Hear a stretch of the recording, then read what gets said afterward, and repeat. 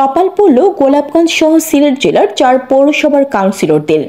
গতকাল বৃহস্পতিবার স্থানীয় সরকার বিভাগের পৌর 1 শাখার উপসচিব মোহাম্মদ মাহবুব আলমের স্বাক্ষরিত এক প্রজ্ঞাপনে সারা দেশের 323টি পৌরসভার সাধারণ আসনের কাউন্সিলর ও সংরক্ষিত আসনের কাউন্সিলরগণকে স্ব পদ হতে অপসারণ করা হয়েছে।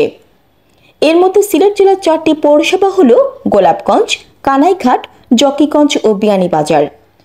ওই প্রজ্ঞাপনে স্থানীয় সরকার অধ্যাদেশ 2024 এর ধারা 32 ক প্রয়োগ করে অত্যাবশ্যক বিবেচনায় এবং জনস্বার্থে তাদের অপসারণ করা হয়েছে, যা রাষ্ট্রপতির আদেশক্রমে জনস্বার্থে জারিকৃত।